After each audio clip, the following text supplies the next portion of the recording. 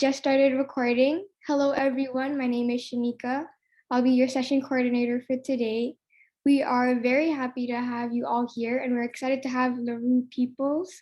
Did I say that correctly? You did. Thank you. Perfect. Laroux Peoples with us today to speak about her journey into the legal field and her career as a wills and estate lawyer. I'll let her introduce herself in just a minute.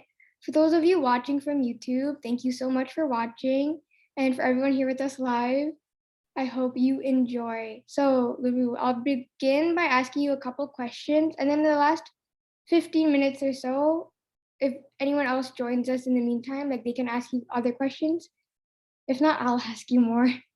Perfect. So I'll pass it over to you to introduce yourself. Wonderful. Well, thank you so much, Shanika, and thank you for having me. My name is Laroux Peoples, as you said. I'm a wills and estates lawyer. I've had my own practice for the past almost 7 years now. And we'll get into a little bit about how I got into law. I didn't start as a wills and estates lawyer, so that'll be fun to chat about. And I'm just really happy to be here because when I started my journey, as I was saying, is, pre-social media, I really didn't know that many people interested in law. I didn't come from a family of lawyers. My parents are artists. So everything that I had to figure out, I really had to figure out on my own. And I wish that I'd had some resources to tap into. So this is great.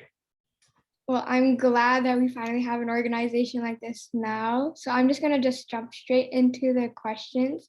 Sure. I understand that you went to the University of Toronto. I also go there too. So okay, wonderful. Yeah, I didn't start there. So I started at McGill University for my undergrad. And I had been interested in law school starting in high school. I took some high school courses. I grew up in Toronto, so I took some law courses. And, you always ask the teacher, ask people, what should I take in undergrad? What, really, you can take anything. Yeah. And now I would say computer science would be actually the most amazing, but I did political science, which was very, very common one to do. And I started at McGill and then I ended up at the University of Toronto, which is where I graduated. So, yeah. Oh, someone wants to be admitted. I'm just going to let them in. For sure. Absolutely. All right, so I wanted to ask you more about your experience before law school. So I understand that you also did your master's at Ryerson. Could you elaborate more on that as well? Absolutely. And, before I say Ryerson, I'm wondering if is it Lincoln Alexander now, or I guess they're changing. So what we don't know. Yeah, we don't know what the name, but so I should tell you where I was before law school. I knew I was interested in law, but I wasn't sure of myself in terms of, could I be a lawyer? Did I have what it takes? I don't know. We talk about imposter syndrome now. Those terms were never thrown out at my day, but I really was nervous to go into it because I didn't know anybody who had ever done it really, and I didn't have anyone to ask about it. So I applied to a job in the legal field. I worked at a refugee law office that was funded by Legal Aid Ontario. So that's where I started, and I was an administrative assistant, the person at the beginning, people coming in to make refugee claims. I would deal with them at the front desk. I would liaise with the lawyers and help. And I did that for a few years. And then my boss sort of saw that I was interested in doing a bit more. And so she got me into more skills that would be equivalent to a paralegal's work. This is before you had to get licensed to be a paralegal. Yeah. So I was actually able, as I progressed through, to represent people who were having immigration detention hearings at the detention facilities. And this was an amazing intro into advocacy for people that were in this situation. So I was representing them. Then there was the Canada Border Services Agency who were trying to deport people. So that was a really great foray into understanding, okay, I really started to enjoy it. I enjoyed the advocacy. I enjoyed feeling like I was helpful. Sometimes in those situations, there's so much happening that is out of your control that you do the best you can. But I really felt like when I did that experience that, okay, because there'd be a board member, there would be the person on the other side, the rep, and myself. I mean, it really was like a hearing process. So it was through that I gained the confidence, and through my boss as well, who really encouraged me to apply to law school. So I was working full time, and then I applied to two things. One was that immigration master's, just in the event, law school was not going to be something. I found out about a program that specialized in the work that I was doing. So I really wanted to try that. And then I also applied to law school at the same time, just to sort of see what would happen. And I was really lucky to get into both programs for the same year. And I couldn't say no to either of them. So I actually deferred. I got into, and I'll be honest with you, the only school that I got into was the University of Windsor. And I think I will tell you, I'm not a natural test taker. I took the LSAT twice. The first score was really not great. And I was advised, again, I really didn't know anybody doing this. I was advised, why don't you try a prep course, which I recognized was a privilege I could do. I was working at the time, so I saved up for it. And I think I did a Kaplan course. My score got a little bit better, but it still wasn't phenomenal, which is where Windsor comes in, because they recognize your work. They recognize the whole person. And they saw that I was doing detention reviews, and that I had a boss that, had worked with the United Nations High Commission for Refugees, who was preparing a letter, and there were some other profs as well. And so they saw that I had the work ethic and the interest. I just maybe wasn't a natural test taker. And that's what I love about Windsor. I met many students like me who, they had some experience. Maybe they're not getting, the standardized testing is not exactly reflective of them. And so that's how I was able to kind of get in. And so I did the master's program first, back to back with law school. I don't know if I recommend that. Yeah. It was a little bit much, but I also was just not sure what I was going to do. So I wanted to do all of those. And the master's program was amazing. I have to say, it wasn't in law. It was just in my area of interest. And it was, a really great Ryerson is an amazing place, as I'm sure you know. So yeah. So I was wondering, I know that like when most people go into law and they go into like law school, they don't really do their master's because like obviously like that's an extra burden. So I wanted to ask you more about like your experience going to master's and then going to law school. How do you think that like affected you and like separated you from the people who didn't do their master's? Right. I now tell people, I think ultimately my master's was like a pet project for a very expensive, lots of student debt, pet project for myself. I don't know that it really added to what I was going to do. I think that if people were doing one in something more related, then social work would be a perfect example. Mm-hmm. That would be something that would set you apart. I mean, we're going to get into it. I know you've had many people probably say the same, but the business of law is a lot the business of people and managing people. And a lot of us do that already without the training, but that training would be so important. So I do think there are things, or if you were in the technical, if you had done some, as I was saying, computer science, if there were some technology-based programming that you were doing at a master's level, those would, I think, make sense. But mine was more of, can I do this? Can I write a thesis? I really want to do this thing. I'm glad I did it, but it's the kind of thing that I don't think it was necessary for what I ended up getting into. All right. That's really interesting. I don't know. I feel like everyone just kind of assumes like if you're trying to go into law school, that everything you do must attribute to that. So like, it's really nice to know that like, I don't really have to, but thank you. So I know you talked a little bit about social work. Do you recommend pre-law students taking just at least a social work course or like studying a little bit of social work? And why do you recommend it if you do? I do. I absolutely do. I think so many areas of our law touch on the relationships between people. So I would suggest a couple things. One would be, we see a lot of mediation happening. Now, of course, you can do that in law school too, but if you're able to understand kind of the framework of conflict resolution or, social work or all of these different things, because law is ultimately about people in a bad time trying to figure out how to resolve something.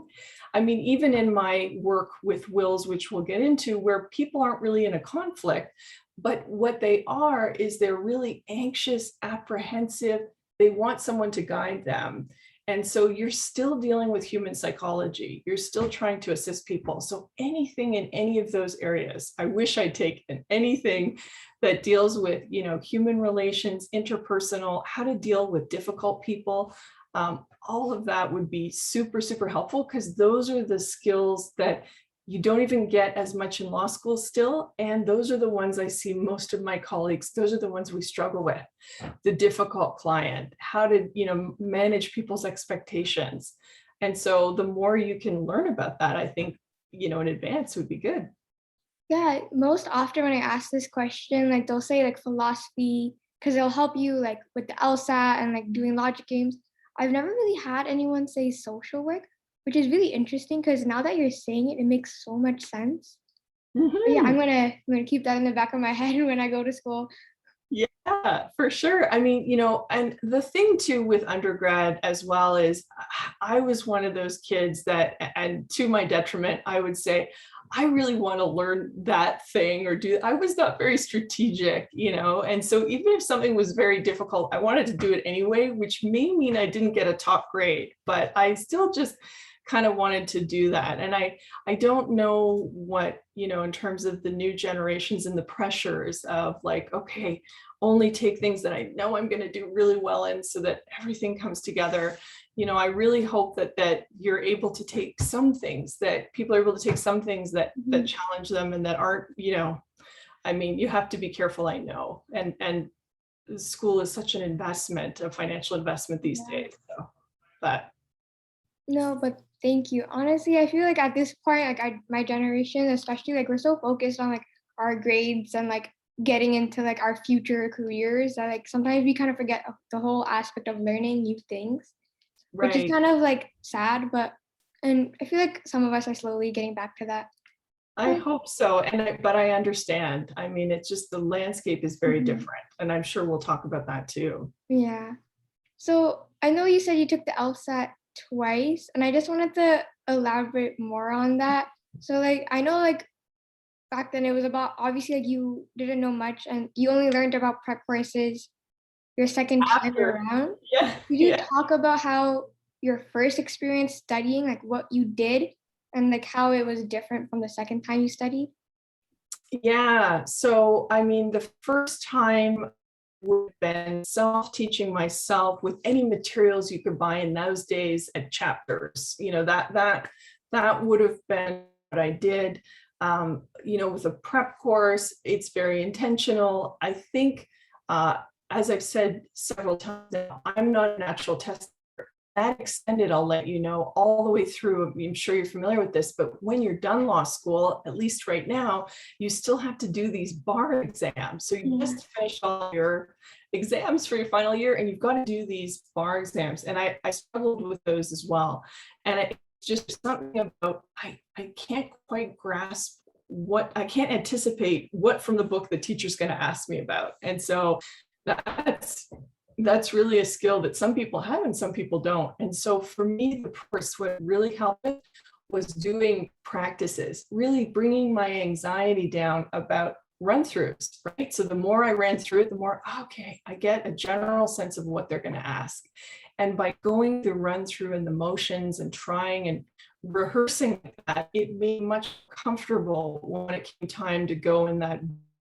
I think it was at Osgood, it was up at York, lots of people. But because I've done it now so many times with the prep course, I was ready. That other than whereas before, just been studying and not actually doing mock testing. But getting the experience, I think that's what the prep courses are good for. All right. Sorry, my internet might be a little unstable, but I'll do my very best to make myself as clear as possible. If I'm not coming across as clear, please let me know as soon as possible. For So sure. I also want to talk about law school admission. So after you take the LSAT, I know you were saying that you very surprisingly applied to your master's as well while you applied to law school. So this is a really a unique experience. So could you tell us more about it and just how you went about it as well? Yeah, so I had found out about the master's program kind of while I was thinking about law school at my job. A flyer came through the office and I went, oh, wow, this, looks good too. And I think, again, it speaks to that lack of confidence. I thought, can I do it? Is it possible? If it's not, I think that with my work experience, I could do this. It was kind of like thinking about two tracks. The master, if my friends from that program ended up in the doing a variety of things. There were lots of, it was kind of orienting you towards specific work, whereas law school was going to be, well, another path, another way to go. So what I did was, again, I had working. So it was about, trying to get those reference. I got a combination of reference letters from my current employer, and then I really looked at U of T. I had done some, probably you've done similar, courses where they're small. Forgive me if I don't know the exact term anymore. Small number of people, a high level class.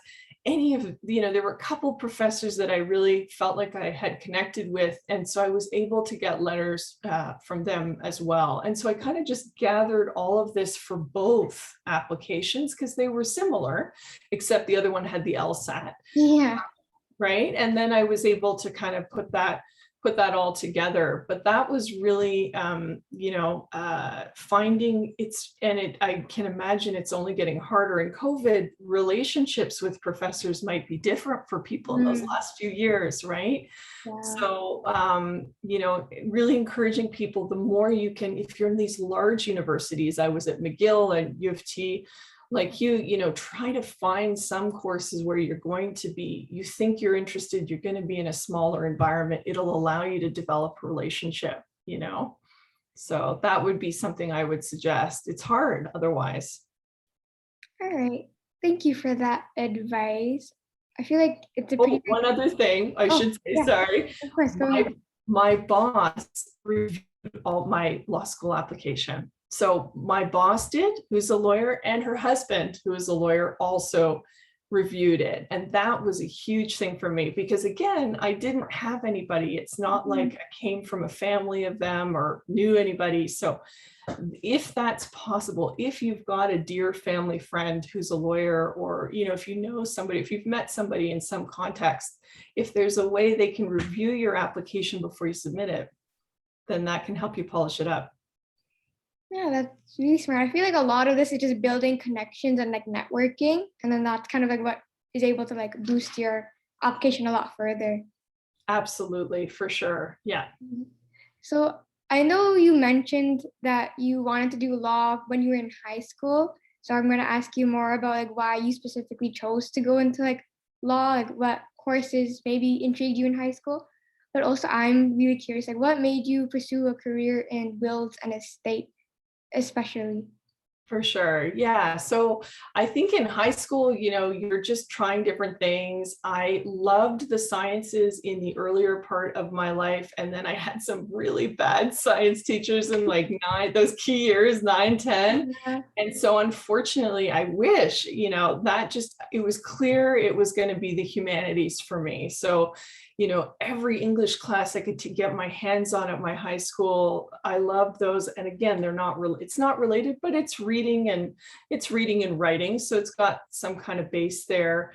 I was really interested in critiquing the mainstream media. I developed a club at high school where we looked at, how things are portrayed. And so I think I was thinking about kind of those types of humanities courses like sociology, or those would probably be things I was gravitating towards. And so, yeah, I just took law because I thought it was part of all of those things.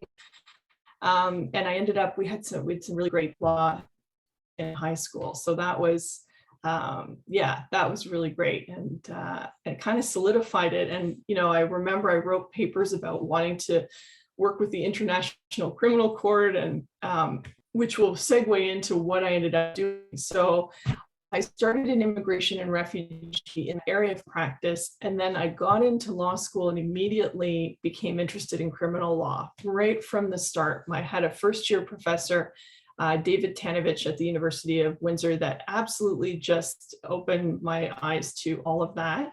And so I immediately started on that work. And I would say, unfortunately, in law school, that happens really quickly. You start to think, okay, what am I interested in? And you really do narrow yourself pretty quickly. So what ended up happening is I didn't get a law job the first summer, which is not uncommon. So I went back to my old workplace, which was great. They got funding and I did some work with them. But then the second summer and beyond, it was all criminal law. And then I ended up, when I started practicing, I was a prosecutor. And that's what I did sort of to begin with. I was on very small contracts, so I didn't have a permanent position. It was with the government. Yeah. And then I was a bit older going to law school. I had friends my age as well, but I wasn't straight out of school. Mm-hmm. So the reason I'm bringing all this up is that my family situation was a little bit different. I became engaged in the last year of law school, and I'd been with my now husband, then fiance, for many years before. And so we were, trying to settle down and have a family. And I realized very quickly early on that litigation for me and the type of family life I wanted to have as a woman lawyer were not going to mesh very well. It was very obvious to me. And so what I did is I sort of completed my work with the Crown while I was pregnant, and then I was off for a period of time with my first child. And I just had a brainwave. I said, I can't go back. I can't be going to court every day. I was in court 4 days a week, and we'd have one day off, and I was in Brampton. I was out at the office by, 8:30, and you leave at 7:00 at night. It's a very different type of life. It was good without kids, but it is difficult. It was going to be difficult for me. Mm-hmm. So I didn't know what to do. And so I had a brainwave, and my husband said, you seem to meet a lot of parents on the playground now that we have our son, and everybody needs a will. Why don't you think about learning how to do that? And so I did this 180, and I self-taught, and I took quite a few courses, and I got some mentors, and I leapt into an entirely different area, which is not something very many people do, but I kind of done that my whole life, my school career, it's kind of been doing that. So, and I loved it. And I was able to then build my own practice, which means I had the control. That is what I wanted, so that I had the flexibility to be nearby to my kids. Might still be working a lot, but at least, if somebody gets sick, I could go get them easily, mm-hmm. or, it was a very different thing. So to all of that, I would say to any woman that ends up watching this or thinking about this, one thing I do a lot of now is, especially younger lawyers that are thinking about having kids, but want to talk to me kind of anonymously about how it works and, what I do. I really like to take those calls. I take them anytime. It's my pleasure, because when I went through that whole process, again, I did it kind of alone.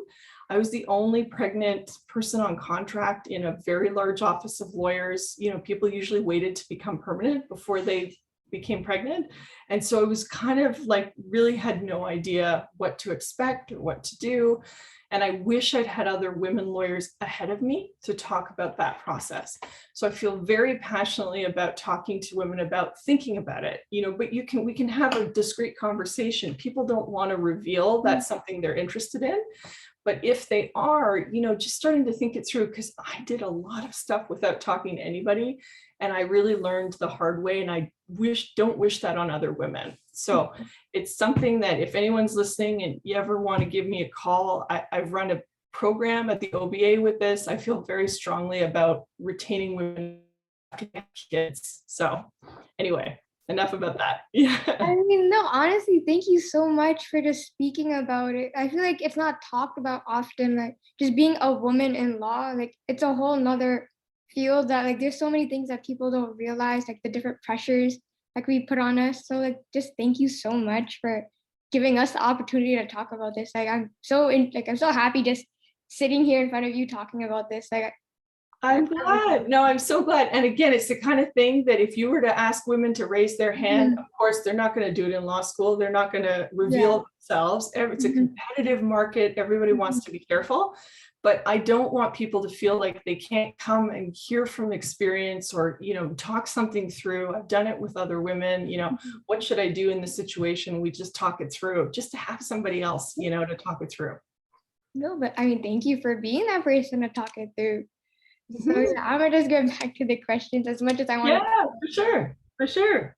So I know that you said that you're now a wills and estate lawyer after going through being a Crown prosecutor. So looking at your website, I see that you specialize or you focus on estate planning, power of attorney drafting, estate administration, and continuous estate. So if you want to elaborate more on each of these different focuses and what are some of the most challenging aspects of each focus?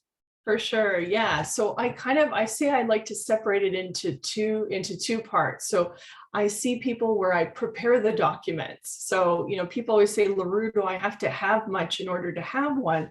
The reality is once people have a child or, if they do buy a condo, these are perfect points where it's a good idea to have these planning documents in place. So we prepare a will for them. So that's, if they die, what happens to the property to a child if something happens to both parents. And then the powers of attorney are equally important, especially for young people. I'm constantly actually now sending out to my list, do your young people have powers of attorney? Because imagine that situation where, a young person goes off to law school and something happens. They have an accident of some kind. They're not able to manage their own bank accounts or their health issues. Once you become an adult, your parents don't really have any legal control over you. These are the documents that allow your parents to deal with the financial institution, to deal with a doctor on your behalf. So the thing we're always trying to do is education, let people know that these are really important. So I create those. Mostly I create them for people that, have kids of their own and are now kind of trying to get things organized. But I do sometimes for people's, younger people in their 20s. Often they're my clients' children and they're saying, oh boy, we should get these, our daughter's about to go off to university. I want to get these documents in place for her. So that's kind of the main piece of doing the document preparation for people. So that's a situation where nothing's happened yet. We're just planning with these documents. I always say, set it and forget it. We're running all the scenarios of what could happen. It's all now documented away, it's now stored safely. The other part of my practice is when people die. And unfortunately in COVID, we've seen a lot more of this and the pain of families not being able to come and deal with it. I've seen an increase, an uptick in my practice of people abroad. I've had people in Europe, in the US, in Mexico, who have a loved one that lived in Ontario and passed away here without any other close family. And they're the one that has to deal with it. And they've hired us to help kind of bridge the gap.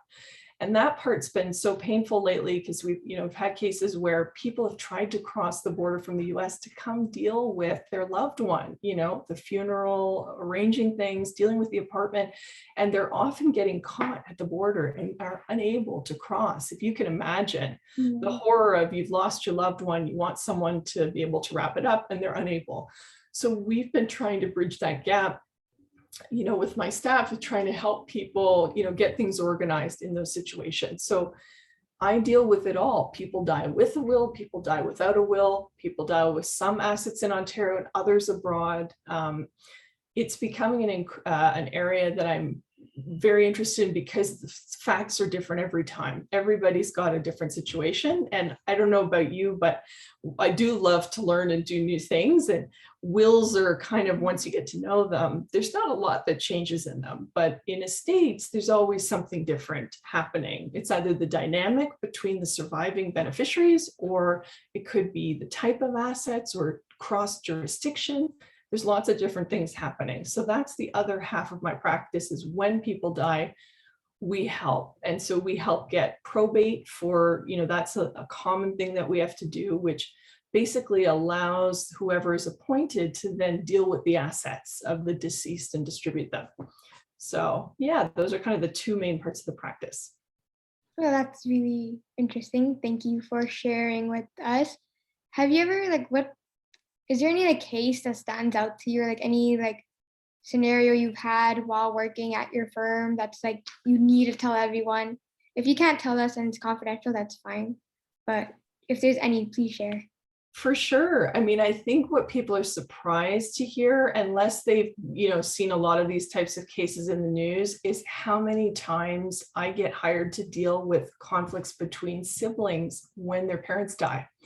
I don't think people realize how much parents can be the glue in the relationship. And all it takes is for either mom or dad or both to die. And then it is really complicated. And if the planning, so that first part of my practice, the documents and thinking through everything, if that wasn't done carefully, say they went, we see this all the time, they go off and they get a die in Durham, they do a will from Staples, or they do an online will where there's no advice from a lawyer, they just kind of tap it all in and away they go. If there's no thought that's been given in helping that person realize, geez, do the kids actually get along or not? Really thinking through, should they be joint executor or not? What I end up dealing with a lot is people management, and how do we get this through without litigating? Because you might be familiar, and this is a tip to those interested, the big boom in my industry and area right now, and where there is going to be room for people to work, is in estate litigation. We have the largest wealth transfer from the baby boomers down to their progeny at the time happening, right? And a lot of that is, take, for example, I'm in Toronto. Most people, the house is $1 million to start, and that might be the only asset. And the sale of the house is a real question. They want to get it to market as quickly as possible for as much as they can. Mm-hmm. This is creating a lot of conflict, and people are needed to deal with that. But estate litigators, this is where the money is, they charge way more than I do. So I try to help people kind of in the middle before they get to that point. And if they have to go that route, then away they go. And that's going to drain the inheritance quite quickly. But that's probably the most interesting right now, is how to move it forward, get them to the probate application if they're in disagreement, but not have them have to go through to an estate litigator, where they're ultimately probably going to go through mediation, and it's going to be costly. Yeah. Okay, that's really interesting. I didn't even realize that the baby boomers and now their wealth is being transferred. It just clicked when you said that, and I was really shocked by it. Yeah, so if you're thinking of an area, I mean, I think too, so those of you listening that get into law school, it might be worth your time to look at an estate litigation course, look at mediation. Mediation is often what's being used in that civil litigation realm. So, or you have to take civil litigation, unfortunately, at the beginning. So, but if you're interested, just going through from there. All right. So I wanted to ask, what is a typical day for you in your office, in your career path? What are some of the responsibilities and tasks that you as the person who owns the practice has to go through? So that's a great question. And the short answer is I do it all. When you run your own practice, you do it all, So I do everything from currently I do, and usually we arrange a time to figure out like, what's your favorite piece? Fortunately, I run my own practice, and one of my favorite parts is the sale, getting the sale, getting the person to say yes. I love that whole process.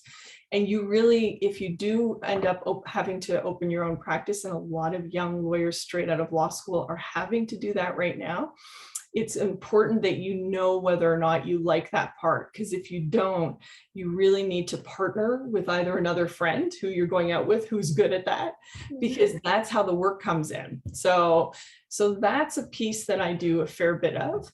I do a lot of supervising of staff in terms of the production of the documents, the different things that we have to do. So I definitely do that as the practice has grown. And then financial stuff, right?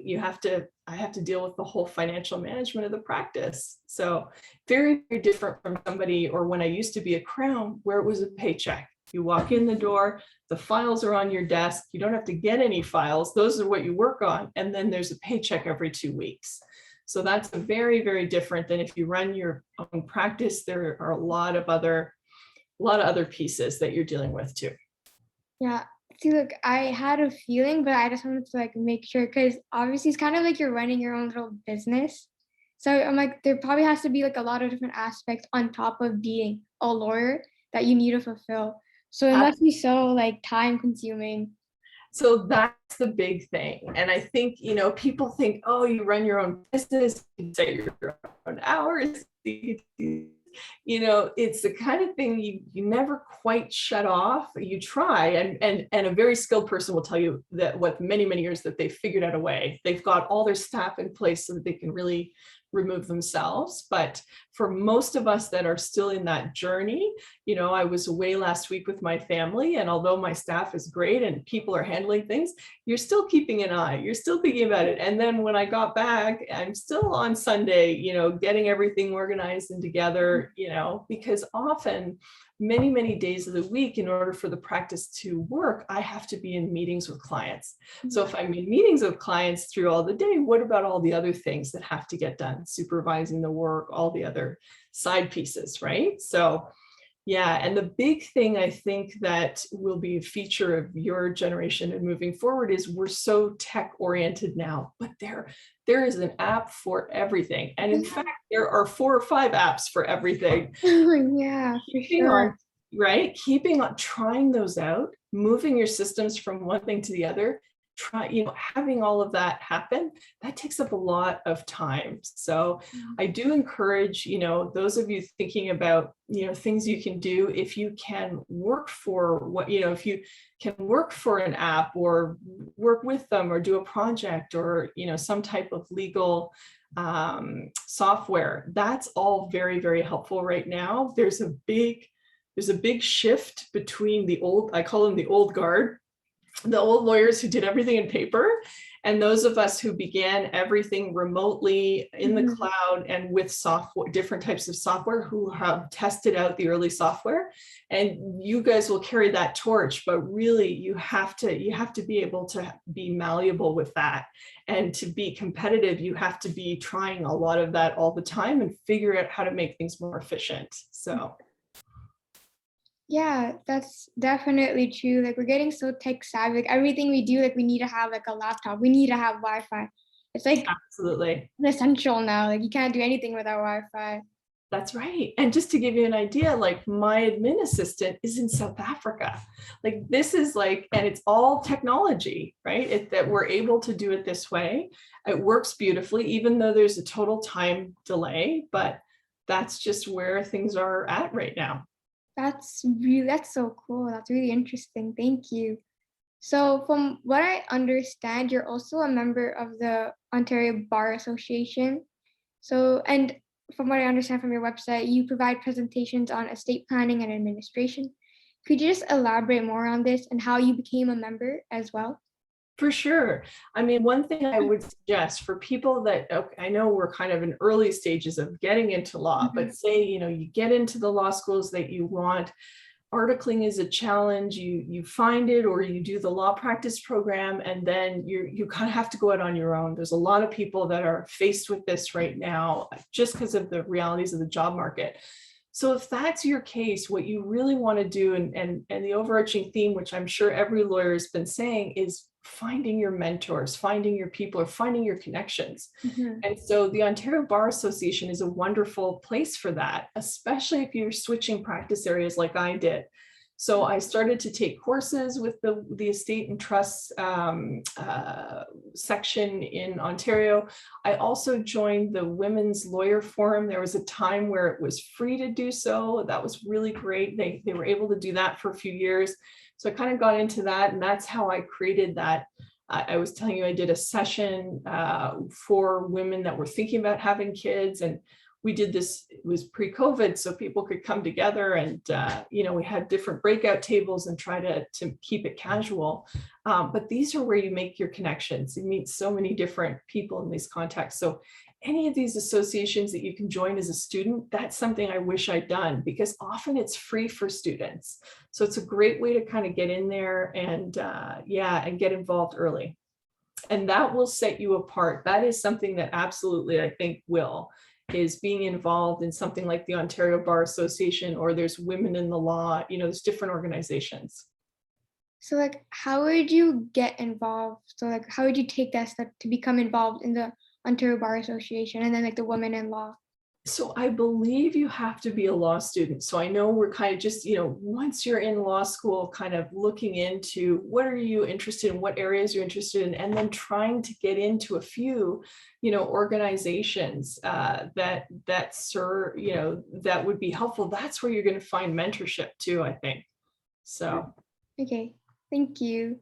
So for my last question, as a successful lawyer, what is your advice you wish you could give to your younger self and to the future generation of aspiring legal professionals? For sure. So the big things I would think of, and maybe this is coming up more and more, is looking into stress management and mindfulness, or whatever your equivalent is. A lot of us suffered in law school in silence from the stress of it, without having healthy ways of, figuring out how to deal with it. That unfortunately doesn't leave when you leave law school. It continues into practice, and you're probably very familiar that we have lots of there are studies that are continuously done about the mental health of lawyers, and the optics don't look great. We start with bad habits in law school, and we continue them all the way through. It is a very demanding profession. That I think that law schools are starting to look at how can they bring in these skills, because we need to learn them. They're not inherent, they're not natural. I had to self-learn them through podcasts and other self things. And these are things I wish I'd learned right off the top, because it would have really, really served me. So if you're able to see any of that, time management skills, wellness, business skills, about setting up a business. If you get into a position where you have no choice and you have to go out on your own right after, you should be taking, I know Windsor is doing a course on solo and small practice. These are things you should be trying to take just in case, right? Because those skills, I had to learn all of that myself. It takes a lot of time. It would have been very helpful to learn it in an educational setting. Well, thank you so much for answering all of my questions. At this time, I'll open the floor for other students to ask any questions that they might have. For sure.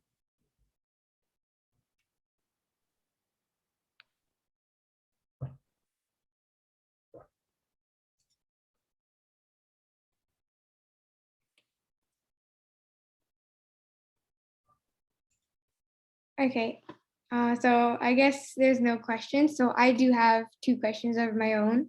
For sure. So what characteristic or personality trait do you believe, or personal skills do you believe someone should have to make them a successful wills and estate lawyer? And you were a prosecutor as well, so perhaps like the same thing for a prosecutor? That's a great question.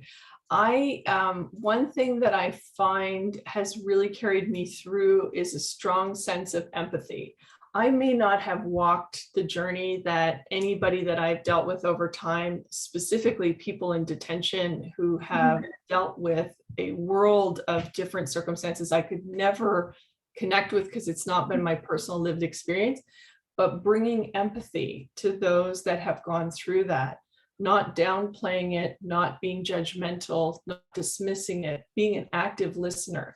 All of those kind of the empathy piece, even for people, especially for people in the criminal justice system as well, is really, really important, I think, and is, again, I don't know if you can learn it in school exactly. I always say to people, if you can get yourself into positions where you're face to face with people that are in a totally different situation than you.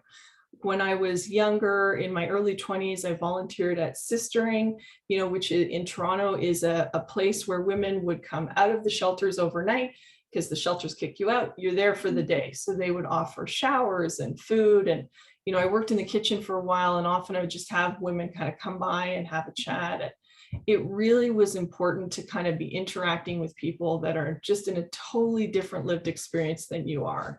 First of all, you feel grateful for what you have, but also I think it just helps you relate to or understand other people going through difficult pieces. Because as I said earlier, with the law, no matter what area of law it is, most of the time it has to be some stressful event is happening to people that requires the action of going to a lawyer. People don't go to lawyers because right? So any ways, skills, or things that you do to develop empathy or people skills, I think will serve you well.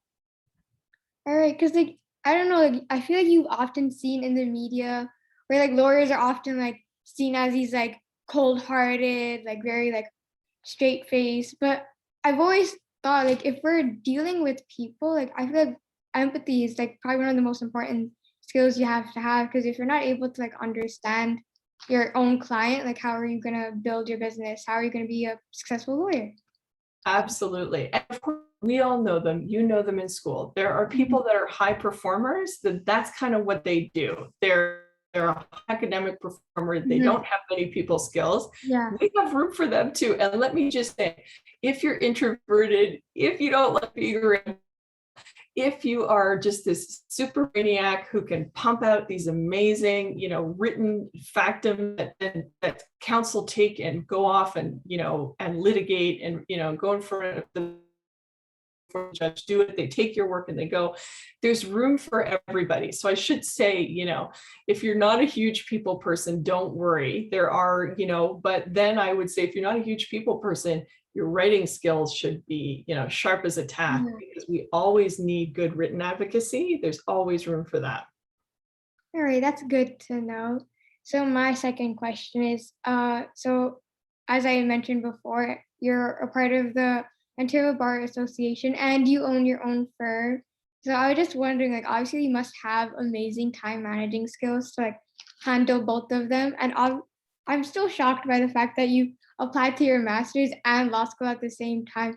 So I just wanted to know, is there any advice on, for example, pre-law students on how to balance, for example, extracurriculars like clubs, organizations, and work with our own schoolwork and LSAT? Schoolwork, LSAT, and you were saying the other programs, and then I'm encouraging you to do some wellness stuff. So whether, some people like to meditate, some people do yoga, some people run, some people whatever, building in those habits before you get to school, really, really important. I think the big thing I would say is, you're never going to get everything off the to-do list. It makes me anxious to say that and to know that every day. But I think the more we can get comfortable with, good enough in many categories, I think the better you'll be.